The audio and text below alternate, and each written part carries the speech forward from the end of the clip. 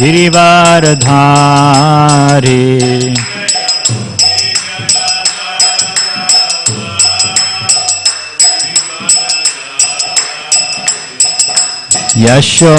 यशोदानन्दना व्रजजनरञ्जना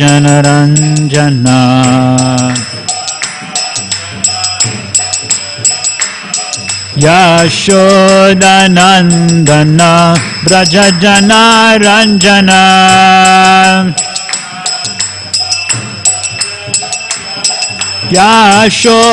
यशोदानन्दना व्रजजनरञ्जना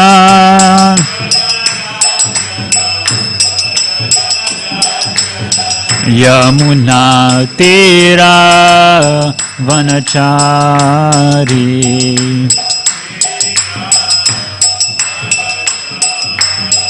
Yamuna Tirah वनचारी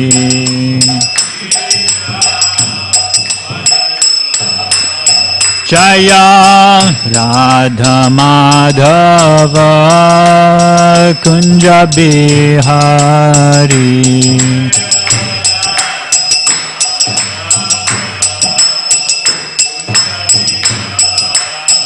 Jaya Radha Madhav Kunj Bihari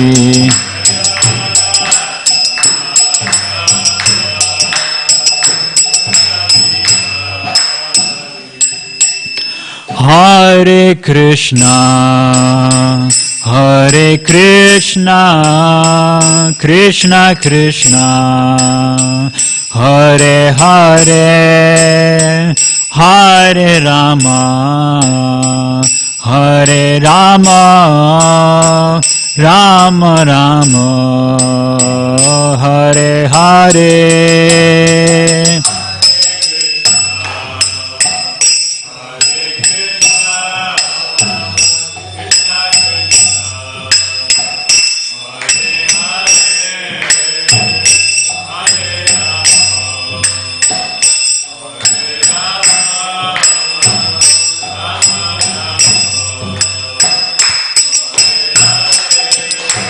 Hare Krishna, Hare Krishna, Krishna Krishna, Hare Hare, Hare Rama, Hare Rama, Rama Rama, Hare Hare.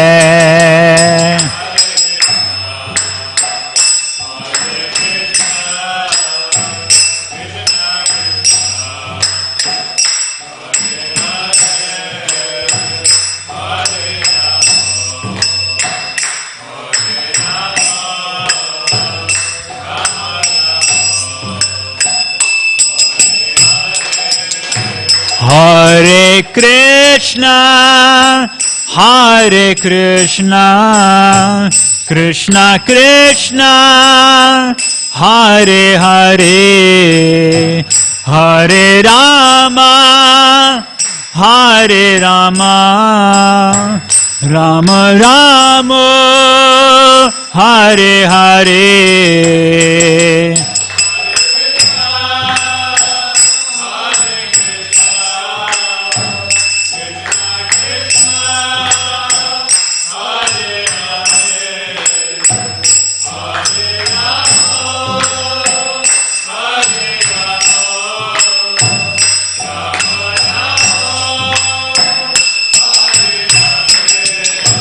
Hare Krishna, Hare Krishna, Krishna Krishna, Hare Hare, Hare Rama, Hare Rama, Rama Rama, Hare Hare.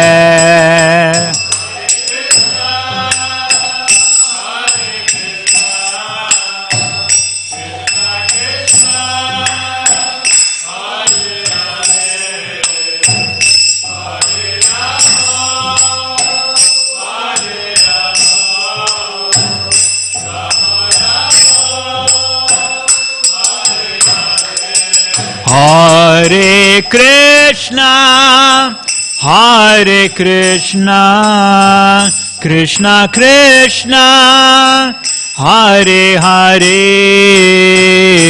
Hare Rama, Hare Rama, Rama Rama, Hare Hare.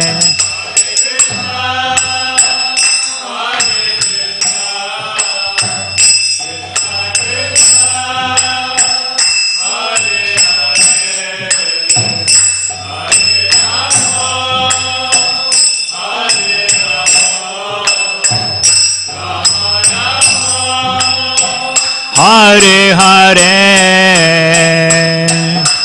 Hare Krishna, Hare Krishna, Krishna Krishna, Hare Hare,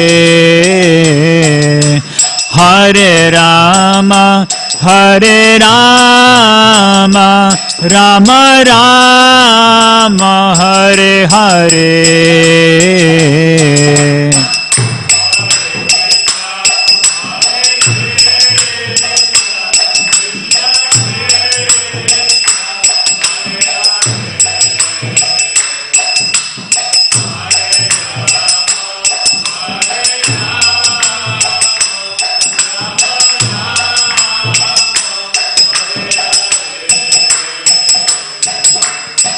Hare Krishna, Hare Krishna, Krishna Krishna, Hare Hare, Hare Rama, Hare Rama, Rama Rama, Hare Hare.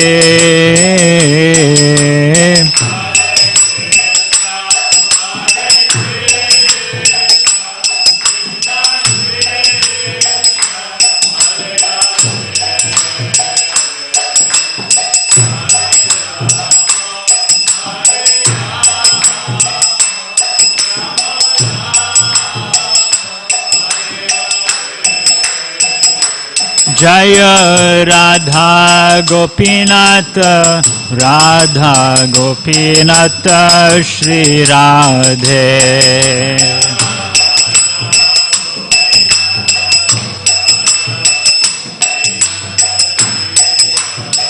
Jaya Prabhupada, Jaya Prabhupada, Prabhupada, Jaya Prabhupada.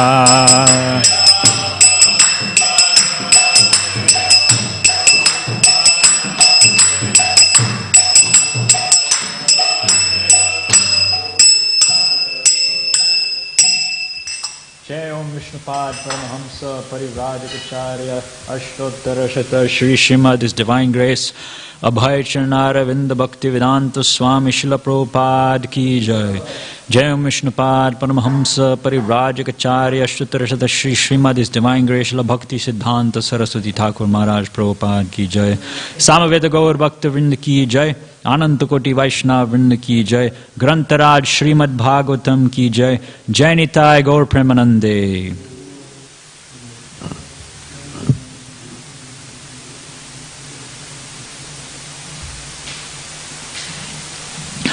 Om Namo Bhagavate Vasudevaya.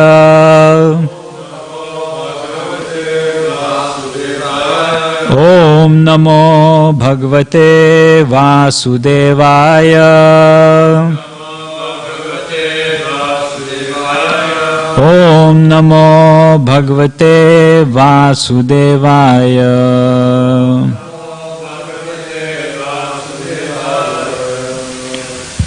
This morning we are reading from Canto 3, Chapter 6, the Creation of the Universal Form, the last text, which is text 40. Please repeat. Yato prapya nyavartanta. Yato prapya nyavartanta. Vachascha manasasaha. Vachascha manasasaha. Aham chanya ime devas. Aham chanya ime devas. Tasmai bhagavate namaha. Tasmai bhagavate namaha. Yato prapya nyavartanta. Vachascha manasasaha. Aham chanya ime devas. Tasmai bhagavate namaha. Yato prapya nyavartanta. Vachascha manasasaha. Aham chanya ime devas. Tasmai bhagavate namaha.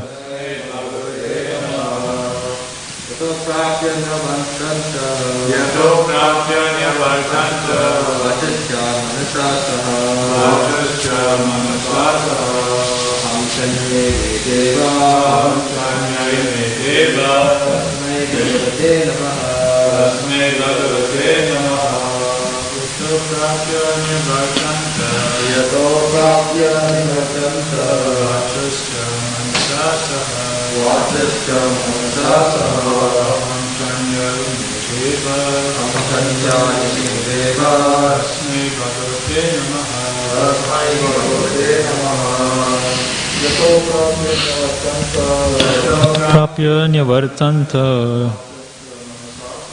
Vachascha manasasaha. Aham chanya me devas. Tasmai bhagavate namaha. Yataha, from whom, aprapya, being unable to measure, nyavartanta, cease to try, vachaha, words, cha, also, manasa, with the mind, saha, with, aham cha, also the ego, anye, other, ime, all these, devaha, demigods, tasmai, unto him, bhagavate, unto the personality of Godhead, namaha, offer obeisances. Translation and purport by His Divine Grace, A.C. Bhaktivedanta Swami Srila Prabhupada ki jai. Translation. Words, mind and ego with their respective controlling demigods have failed to achieve success in knowing the Supreme Personality of Godhead. Therefore we simply have to offer our respectful obeisances unto Him as a matter of sanity. Purport. The froggish calculator may raise the objection that if the Absolute is unknowable, even by the controlling deities of speech, mind and ego, namely the Vedas, Brahma, Rudra and all the demigods headed by Brihaspati, then why should the devotees be so interested in this unknown object? The answer is that the transcendental ecstasy enjoyed by the devotees in delineating the pastimes of the Lord is certainly unknown to the devotees and mental speculators. Unless one relishes transcendental joy, naturally one will come back from his speculations and concocted conclusions, because he will see them as neither factual nor enjoyable. The devotees can at least know that the absolute truth is the Supreme Personality of Godhead, Vishnu. As the Vedic hymns confirm, Om Tad Vishnu Paramam Padam Sada Pashyanti Surya. Bhagavad Gita 15.15 also confirms this fact. Vedaisya Sarver Aham Eva Vedya. By culture of Vedic knowledge, one must know Lord Krishna and should not falsely speculate on the word aham or I. The only method for understanding the supreme truth is devotional service, as stated in Bhagavad Gita 18.55. Bhaktya mam abhijanati yavan yash chasmi tatvataha. Only by devotional service can one know that the ultimate truth is the personality of Godhead, and that Brahman and Paramatma are only his partial features. This is confirmed in this verse by the great sage Maitreya. With devotion, he offers his sincere surrender, namaha, to the Supreme Personality of Godhead, Bhagavate.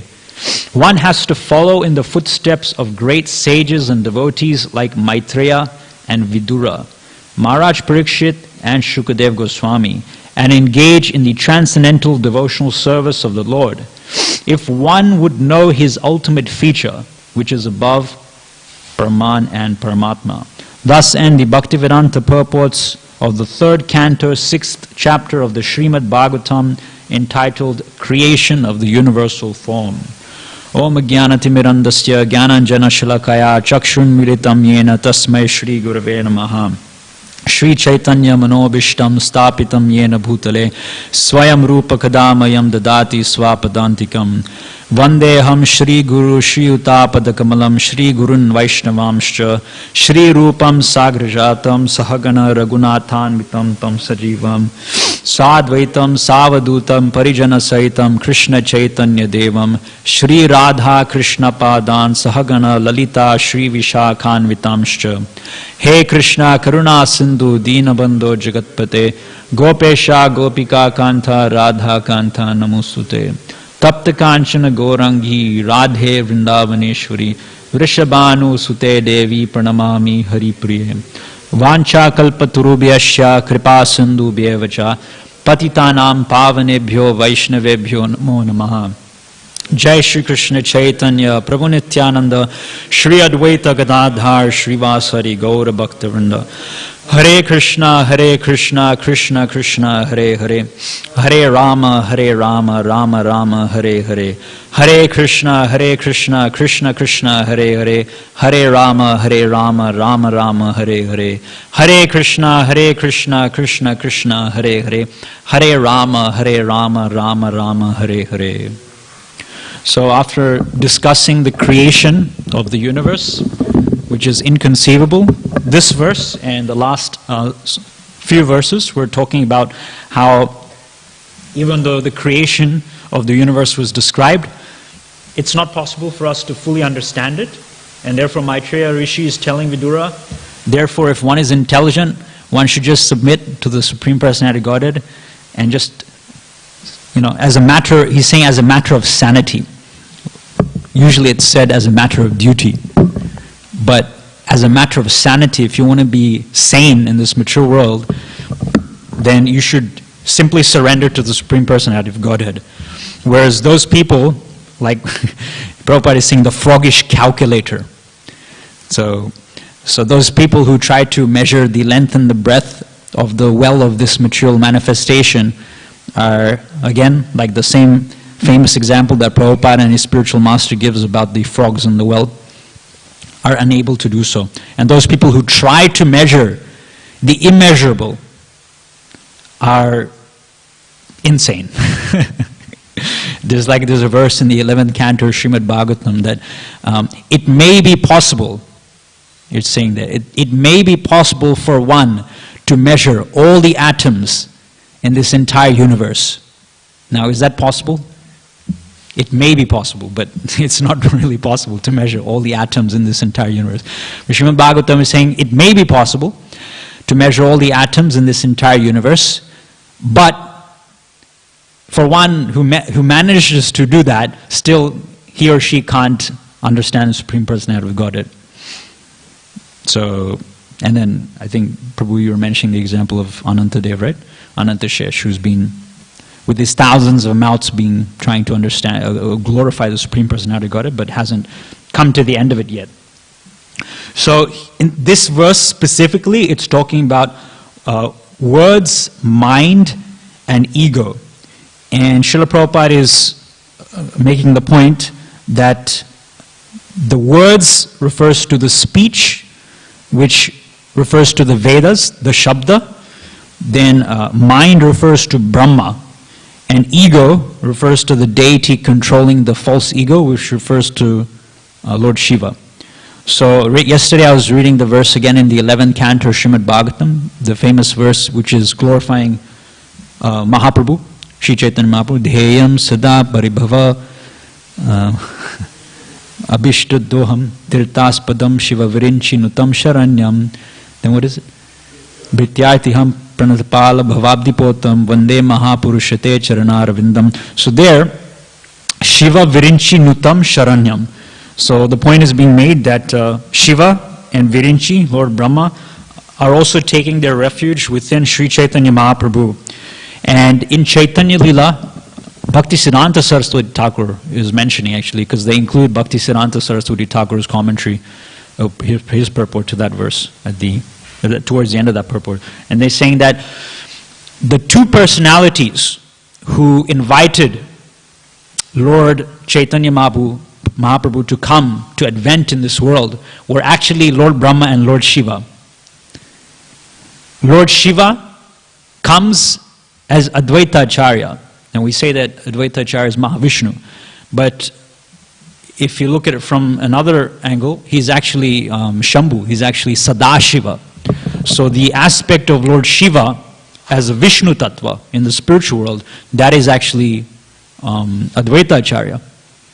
And Haridas Thakur was the other personality who, by his intense chanting, he invited Lord Chaitanya to come as well. So these two personalities, Brahma and Lord Shiva, invited Sri Chaitanya Mahaprabhu to advent himself so that they could take shelter of him and so that he could spread the Vaishnava cult through the chanting of the holy name. Haridas Thakur did it through the chanting of the holy names, and Advaita Acharya, he did it by sitting on the bank of the Ganges river and worshipping Shalagrim Shila, for so long with Ganga Jal and Tulsi leaves. So in this way, both of them, they invited. And then recently we were also talking, some weeks back, we were talking about the Shabda. Again, from the 11th canto it's mentioned that if you remember, we were talking about the Lakshanas, the Mukhya Lakshana, the Vrittis, We have the Mukhya Vritti, the Lakshana Vritti, and the Gauna Vritti. And in the purports in the 11th canto, towards the beginning, I think it's the first chapter or the second chapter. This is coming in the prayers of the personified Vedas. Prayers of the personified Vedas, towards the beginning of that chapter, the last few chapters of the 10th canto. There, it's mentioned that we can try to understand how is it possible through our material words, through our material intelligence, through our material mind, to understand Brahman, which is not material. It is formless. It is, it's completely spiritual. So how do we describe it and understand it through material faculties? How is it possible? Then in the purport it's explained that we can apply three vrittis if you want to understand. Mukhya vritti. Mukhya vritti means the direct understanding of something. So if something is said in Shastra, we take it word for word. Like Hare Nama eva kilam, kalo nastyava gatiranita. We don't speculate that it might mean something else. Hare Nama let's like with the Atmarama verse. Yesterday we were talking about the Atmarama verse. So there Chaitanya Mahaprabhu is giving different meanings to the Atmarama verse. So that's not Mukhya Vritti. Mukhya Vritti means directly understanding, exactly word for exactly what is said in the verse. The opposite of Mukhya Vritti is Parokshavad. But we won't come into that in this class. But Parokshavad essentially means concealing the actual meaning of something by giving an alternative meaning. For example, if a child is sick, then if the parent comes to the child and he tells the child, I'm going to give you some medicine, then the child will say, no, I don't want to take the medicine. The child will get scared. I don't want to take the medicine. But if the parent instead says that, look, my dear child, I'm going to give you some sweets, But before you take this very nice sweet, I just want you to take this little spoon of medicine. So what the parent has done is, he or she has concealed the actual intent, which is to give the medicine, with some secondary purpose, which is to give the sweet. That's Parokshavad. But won't get into that. So, Mukhya Vritti we have. Then Lakshana Vritti. Lakshana Vritti means the indirect understanding of something based on location. So the example was given, the river on the cowherd village on the bank of the river. Now a cowherd village can't be, the cowherd village on the river. So a cowherd village can't actually be on the river, it's not possible. So we apply Lakshana Vritti, means, okay, it's nearby to the river, it's on the bank of the river. So that's an indirect understanding based on location. And then we have Gona Vritti, which is also an indirect understanding based on similarity. So the example which is given is Devadatta is a lion. Now, how can a person be a lion? It's not possible. So we apply the similar characteristics to understand that Devadatta, his personality is like a lion. He's very ferocious, very strong and powerful type of a personality. And the other point which is being made there is that the froggish calculators, the material scientists, the Vaisheshika philosophers, they consider that with their senses and their material mind and their intelligence, they can understand and perceive empirically this material world. Right? And we can. We can understand. We can see things, we can smell things, we can hear things. We can understand this Brahman manifestation as the material world. We can understand it. But if Krishna didn't create these material senses, then how would we be able to understand the so-called apparently understandable material world? If Krishna didn't create the material world in the first place, how would we ever know of its existence? How would we ever describe the material world if Krishna didn't create the material world in the first place? So therefore, even for us to understand the material world, we depend on Krishna. We depend on Krishna for creating the material world. We depend on Krishna for giving us the senses to perceive the material world. We depend on Krishna for giving us the mind and the intelligence to be able to understand how the material world is working. So at every stage we depend on Krishna. But Srila Prabhupada is making a point that we have to follow in the footsteps of sages like Maitreya, Vidura, Parikshit Maharaj, and Shukadev Goswami, who simply engage in the devotional service of the Lord, which is above Brahman Paramatma. I recently came across a story really nice story, by His Holiness Sachinanda Maharaj. And in the story, it's explained, it's a story of Srinathji, or the Gopal deity. Just like last night in the CC class, Ganesham Prabhu was talking about Madhavendra Puri, about how he, in one day, he established the Gopal deity on top of Govardhan Hill. So, according to this story, in the town of Govardhan, I think it's called Anyur, there is a real story, by the way, it's a true story. So, in the town of Anyur, there was one like highly elevated Vaishnava. So this has happened at the time when the deity was still there. I think now it's in Rajasthan or Gujarat. I don't know. I think it's in Rajasthan. They've moved that deity to Rajasthan. And it's being called Srinathji. But when it was in Vrindavan, when he was in Vrindavan, he was known as the Gopal deity, established by Madhavendra Puri. So what happened is one day in the town of Anyur, Govardhan, there was intense rain. It just kept raining. For days and days it just kept raining very intensely. So this particular sage, he was engaged in his bhajan. He was engaged in his sadhana of chanting the holy name. And he felt very bad for the residents of Vrindavan. At least the human beings, the humans there, they could find shelter in their kutirs, in their houses, like that. But especially he felt very bad for the cows. He felt very bad. The cows were just grazing out in the field. They had no shelter. I remember when we were traveling in Sankirtan, when we were coming back from a certain town, like I remember we were coming back from Bathurst to our place in, where were we staying? Ilford. Ilford. It's like an hour drive, and you go through all these farmlands, and several times it was raining very heavily.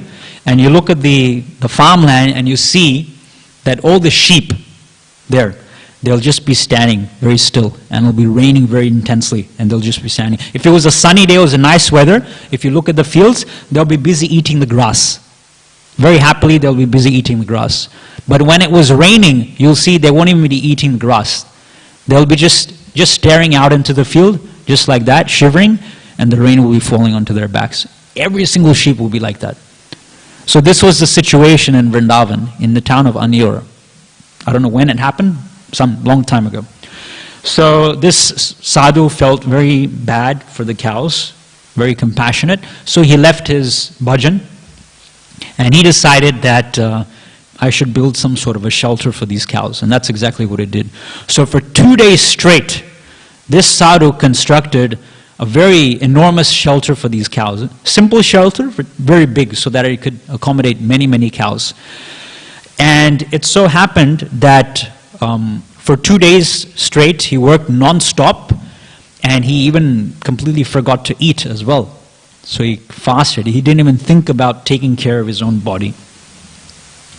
So at the end of the second day, when he finished constructing the shed, all the cows, they came and they were taking shelter very nicely at nighttime.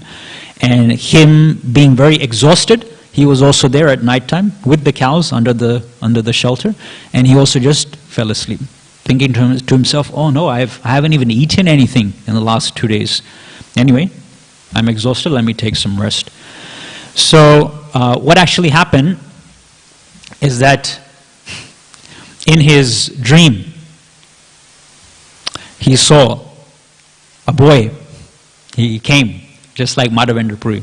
A boy came, and in his dream, this boy gave him a silver cup full of, I don't know what it was, maybe it was milk or it was sweet rice, something he gave him, some sweets.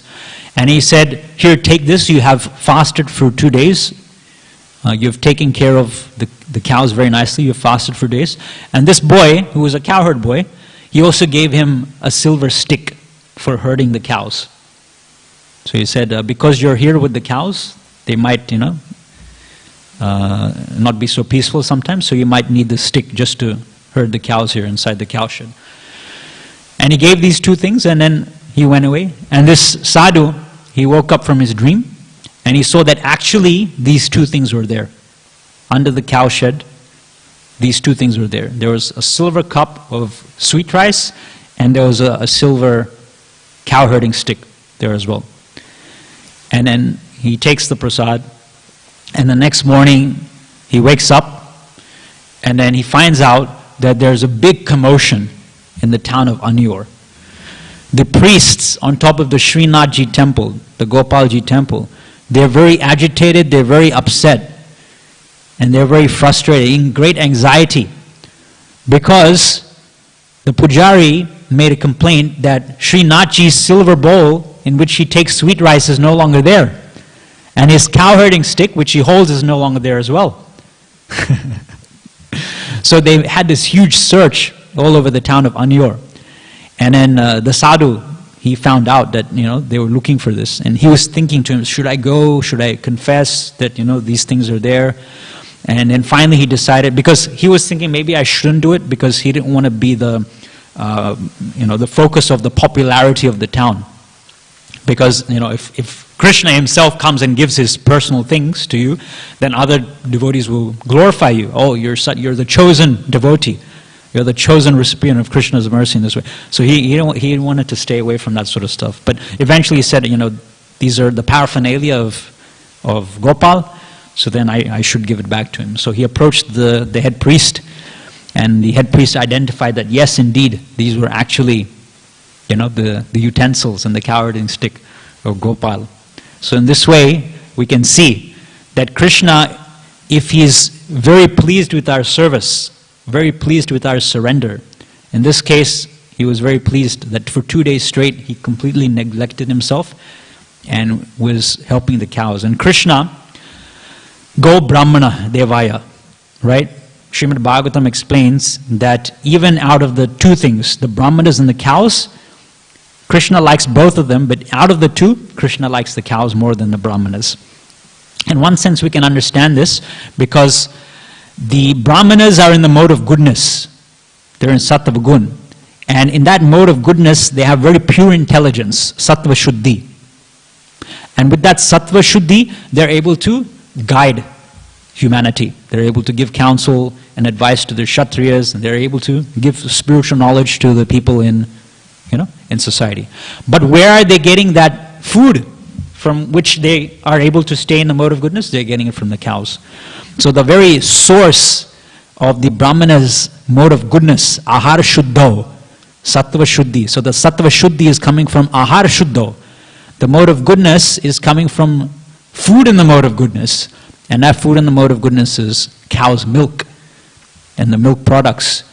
So therefore, if we apply that logic, of course we don't know Krishna is a person, he has his preferences, but if we apply this logic, then we can say that for Krishna more dear than the Brahmanas are the cows. Now I just want to finish with the pramanas, because we're on the topic of gathering knowledge and understanding, trying to understand the inconceivable Krishna. Now last week we were talking about the 6 types of pramanas, and Veda Vyas actually tells us there's actually 10 types of pramanas in total, but 6 of them are mukhya, 6 of them are important. So just to recap these 6 pramanas, because again it's a very important topic. The first and most obvious and tangible pramana means the way to understand something, is pratyaksha praman, right? To understand something through our senses. Now, one thing which I didn't mention in the last class when I was talking about pratyaksha praman is that pratyaksha praman can be on the physical platform, it can also be on the mental platform. So you can directly perceive something with your senses physically, right? The example is giving of those blind men feeling the different parts of the elephant. Right, that's a limitation to the pratyaksha praman. But still, you can understand something by physically touching it, hearing it, smelling something, so with your physical senses. You can also have direct perception of something through your mind. So for example, if you go through a certain experience, your mind will tell you, yes, this was a good experience. Yes, this was a bad experience. So you're directly understanding something with your mind. Right, so like in the Vaishnava K class I was explaining about anubhav. Right, when you perform an action, kriya, it leads to anubhav. Anubhav is the surface level opinion created by the mind of that activity which was performed. So therefore pratyaksha praman exists on the physical platform, it also exists on the mental platform as well. That's pratyaksha. Then after pratyaksha there's anuman praman, which means inference. Right, and the example which we gave was the smoke coming over the forest. So if there's smoke which is coming, then through previous understanding that fire means smoke. Therefore we can use this knowledge to infer that even though we cannot see the fire, because there is smoke coming, there must be fire there. That's anuman praman. Then we talked about upaman.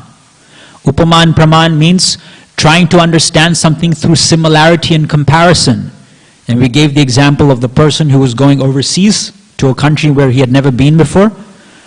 These are like typical examples which are given for these pramanas for us to understand. It's not something I'm coming up with. These are like standard examples which are given to understand these pramanas. So a person says, my dear friend, when you go to this certain country, there'll be an animal with hooves, with horns like a, he'll describe something similar which is seen, so that when he actually goes there, he'll be able to identify that particular animal. That is upaman. So I'm going through this quickly because we already spoke about that before. Then there is arthapatti. Arthapatti means understanding something through theoretical postulation. Right? So for example, Devadatta is fat. Devadatta doesn't eat during the daytime.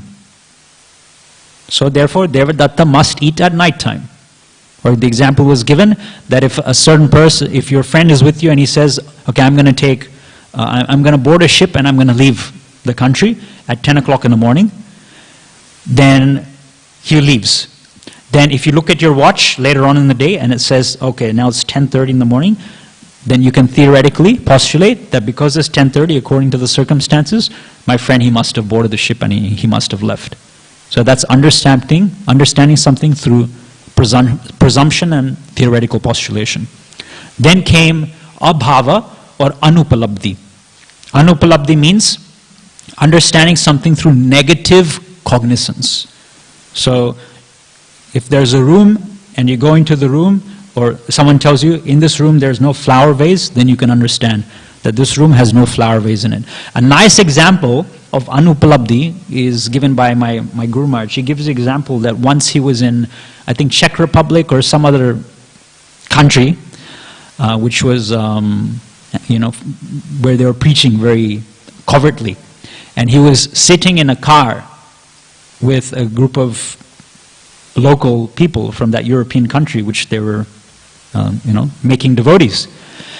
And he was giving the example of separation from Krishna, right? Separation, what is it called in Sanskrit? Vipralamba. He was giving the analogy of Vipralamba. And the analogy he was giving is like, I think maybe Prabhupada gives this example, that the sun is there and it's shining on your body and it's creating a nice sensation. It's very hot, creating a nice sensation. Immediately the sun disappears behind the clouds. And when it disappears, you feel the presence or you feel the absence of the sun more when it is now behind the clouds, because that sensation, that nice sensation which was there on your skin, is now no longer there. So that's an instance of Anupalabdhi. Understanding the presence of the sun when it is absence. You understand you understand or appreciate more the presence of the sun when it is absence, when it's not there anymore. That's an instance of Anupalabdhi. Then after Anupalabdhi, we talked about Shabda. Right? Shabda means testimony. Specifically, Shabda refers to knowledge which is coming from Shruti or Shastra. Bona fide knowledge which is coming from Krishna himself. Now there's 4 more, which makes it 10. The first one is called Aitya, which is something we touched on last time. I mentioned that Aitya also falls within the subcategory of Shabda. I'll explain that a bit later. Jiva Goswami explains this in his Tattva Sandarbha. So Aitya means understanding something through historical example. For instance, if your father owns a farm where they're growing corn, then you can understand from your father, from your father's example, from your great-grandfather's example, because they've been farmers for generations, growing corn, you can understand that the best time of the year for me to grow corn would be, I don't know, let's say autumn, for example's sake. Why? Because these previous generations of farmers in my family, they've also been growing corns at this particular season. So therefore, let me take this knowledge from them, this historical knowledge from them, and let me do the same thing. Let me also plant these corn seeds in autumn. So that's an instance of Aitya, understanding something through historical observation. Okay? Another one is called Arsha. So this is the 8th one, Arsha. Arsha means understanding something through the prescriptions or the realizations given by great saintly personalities, like great brahmanas, great demigods, sadhus, like that. So when sadhus or brahmanas, saintly persons, pandits, people who are in the position of educating human society, when they apply the Shabda, when they apply the Shastra in their life, they'll get certain realizations, personal realizations, like that. So when they share those realizations with us, although they may not be directly based on Shastra, still we can get some sort of understanding from them. So it's very closely related to Shabda, but it's a subcategory. Srila Jiva Goswami explains in his Tattva Sandarbha that Arsha and the previous one, Aitya, they fall within the subcategory. They are subcategories within Shabda. Okay? Then the next one after that is called Sambhava. Sambhava means understanding something through inclusion. For example, if someone has $100, then you can naturally, through inclusion, you can naturally infer that this person also has $50. This person also has $20. This person also has $10. If someone is a pure devotee, if someone is on the platform of bhava or prema, then you can infer through the process of inclusion or sambhava, that because this person is on the platform of bhava or prema, he or she must also have shraddha. He also must have gone through the process of anartha nivritti. So everything preceding that, you can naturally infer. If someone is on a higher platform, you can infer that they've also have what is there below that higher platform. Does that make sense? So that's an instance of sambhava. The next one is called cheshta. Cheshta is the last of the 10 pramanas. Cheshta means understanding something through gesture. Now, just want to give 2 examples of this. One example, very famous example from Srimad Bhagavatam of cheshta. Understanding something about someone by their gesture is given in Srimad Bhagavatam in the 1st canto, 19th chapter, the appearance of Shukadev Goswami.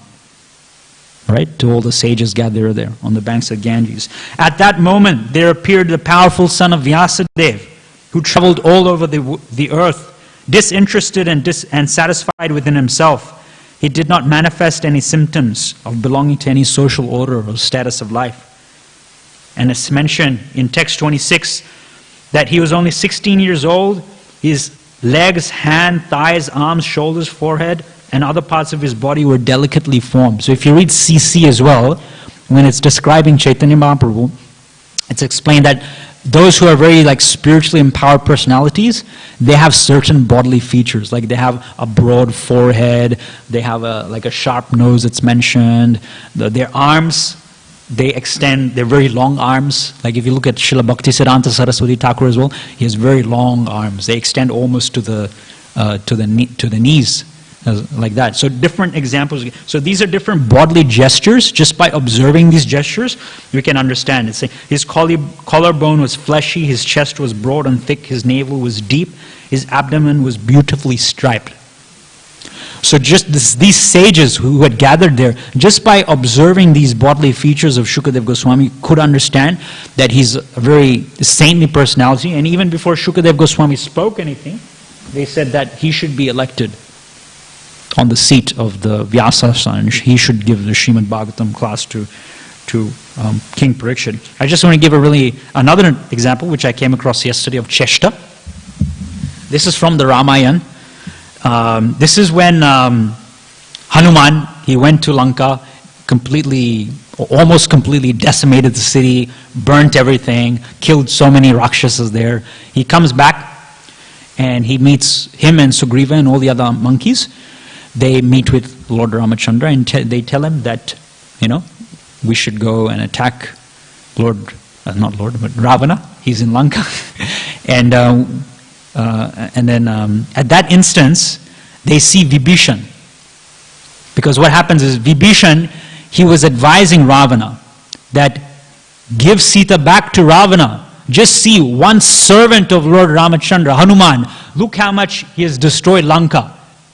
Please come to your senses. If one monkey can do that, what to speak of a whole army of monkeys? What to speak of Lord Rama? What to speak of Lakshmana himself? Give back Sita Devi, otherwise definitely you'll be destroyed.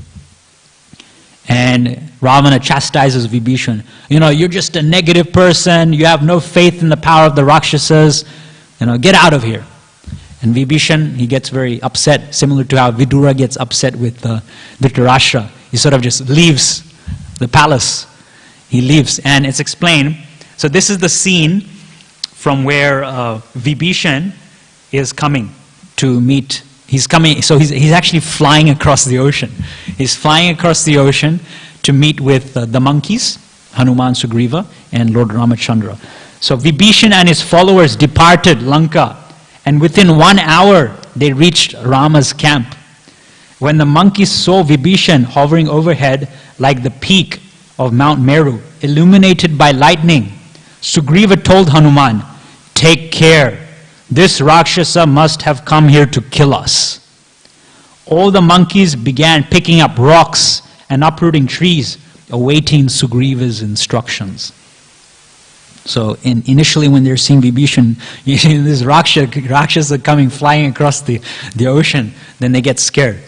Vibhishan announced, "O king of the monkeys, I am the youngest half-brother of Ravana, as former minister. So he identifies himself not as the minister of Ravana, but the former minister, because he's given up his association with Ravana. As former minister to Ravana, I advised him repeatedly to return Sita to Ram. After being rebuked by Ravana with harsh words, I have left my home, wife, and children to take shelter at the lotus feet of Ram. So everything that he had, especially his close family, he has given that up. He's given up his position, his prestige, his honor as being a great advisor to Ravana. Just like we see the example of the Goswamis, Sanatan Goswami, Rupa Goswami, Raghunath Das Goswami. They're very wealthy personalities. They had such great knowledge. They were ministers, and still they left all that. They left their wealth, they left everything. There's a very nice picture of Sanatan Goswami. I was showing to Ishwareshwar Prabhu. And Sanatan Goswami, dressed simply in a loincloth with a small chadar wrapped around him. He's approaching Chaitanya Mahaprabhu, bowing down, grasping Chaitanya Mahaprabhu's feet with a piece of straw in his mouth, with tears in his eyes. There's a very nice picture. It's somewhere there in the CC. You will see it. And I was thinking, this is the position of Sanatan Goswami. Now he's the main Goswami, the chief Goswami out of all the 6 Goswamis. And just look at his humility, that such a great personality is bowing down, grasping Chaitanya Mahaprabhu's feet, crying with tears in his eyes, with a piece of straw in his mouth. Now if Sanatan Goswami is doing that, what to speak of us? What to speak of us?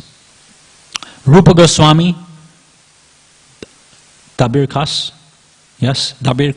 and his brother Anupam, they ran to the Shashvamedha Ghat where Chaitanya Mahaprabhu was doing the Harinam Sankirtan, and they fell flat at Chaitanya Mahaprabhu's feet and recited the verse, Namo Mahavadanyaya, Krishna Prema Pradayate, Krishnaya Krishna Chaitanya, Namne Gauratu Nama. This was their humility. So in the same way we see that Vibhishan has given up all these material facilities and now has come across the ocean to surrender at the lotus feet of Ramchandra. Sugriva went to Rama. I'll finish with the story. Sugriva went to Rama and said, one of the enemy Rakshasas has arrived. Although he says that he has deserted Ravana, he cannot be trusted. Indeed, one can never place any trust in a Rakshasa. He must be a spy. If we believe in him, then we must at least expect it. He may do us great injury. I suggest that he must be killed immediately. Sarabha, so this is another monkey, advised, we should assign someone to constantly watch over Vibhishan. If after being thoroughly tested, he is found to be our ally, he should be welcomed.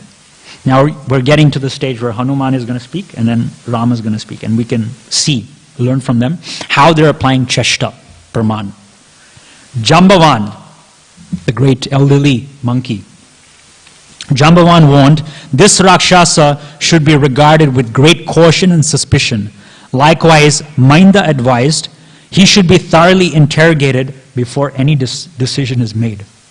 The ever-wise Hanuman, gifted in the art of speech, then said, we do not have time to test Vibhishan. This is Cheshta Praman. We do not have time to test Vibhishan. In my opinion, he has come here in all sincerity, hoping to take shelter of Rama. He has understood that Ravana is wicked and that Rama is the supreme emblem of purity and righteousness. Here we go. His peaceful demeanor and considerate speech indicate the honesty of his purpose, for a deceitful person cannot remain so composed. So someone who has ill intentions in their mind, right? Because they say the eyes or the face is the index of the mind. So if someone has very ill intentions, it's very difficult for them to remain serene, gentle, peaceful externally. We see the example, like Radhesham Prabhu in a class, he was talking about Ramayan, and he gave the example of Ravan. Ravan, when he came to abduct Sita, he came dressed as a sannyasi, as a mendicant, right? So externally he was dressed as a sadhu, But as soon as he was bewildered and attracted by by having that lusty desire towards Sita, he was acting in a contrary way to how a sannyasi would act. He was describing the physical beauty of Sita Devi. So improper. Because inside in his mind, he was lusty, therefore his gestures outside, externally, were not in accordance. But Hanuman is saying, because Vibhishan is acting in such a gentle way, it is to be understood that he has no animosity towards us. Although Rama was pleased by Hanuman's statement, Sugriva said, since Vibhishan has deserted his half-brother at a time of adversity, this is a good point he's raising, it should be understood that there is no one that he would not betray. So at a time of adversity, Vibhishan has betrayed Rama. So now we're going to go and fight Ravana, and it's a great trial. It's a great difficult situation. It's war. So maybe Vibhishan, he might betray us as well. Rama then replied, I believe that Vibhishana has genuinely rejected Ravana. Such dissension occurs in royal families. Let us welcome him as our ally. So Ramachandra, although he's the knower, the absolute truth, the knower of everything, he took the Cheshta Praman, which was applied by his pure devotee, Hanuman. There's a very important point that we can learn. So, anyway, these are the 10 Pramanas, ways of getting knowledge. Srila Jiva Goswami in his Tattva Sandarbha explains that for our Krishna consciousness, we use only 3 Pramanas, which are Anuman Praman, Shabda Praman, and Pratyaksha Praman. But Srila Jiva Goswami says that these remaining 7 Pramanas, they can be categorized as subcategories within these 3. Like I explained for Shabda Praman, Aitya and Arsha can fit under there. For Pratyaksha Praman, Anupalabdhi, which is indirect negative cognizance, can fit under the category of Pratyaksha Praman. For Anuman Praman, things like Sambhava, things like Upaman, Arthapatti, and Sambhava, and there's one more that I mentioned. What was it? Sambhava? Anupalabdhi is for Pratyaksha Praman. Cheshta, yes, Cheshta, what we were just describing. Cheshta, these 4 fall under the category as subcategories of Anuman Praman. So he doesn't reject the other Pramans, he says they follow. But he says, even between these 3 Pramanas, which is Pratyaksha, Shabda, and Anuman Praman, when there is disparity between these 3, we should reject Pratyaksha, we should reject Anuman, and we should simply accept Shabda Praman. So that is the highest authority. So in light of this verse, also, we should only accept Shabda Praman. We should be sane and not insane to apply these other Pramanas and try to understand Krishna. We should understand Krishna simply through Shabda, simply through Shastra, which, as Bhagavad Gita, 3rd chapter explains, Shastra, prescribed duties, is coming from the Supreme Personality of Godhead. Finish here. Thank you very much. Grantaraj Srimad Bhagavatam ki jai, Srila Prabhupada ki jai.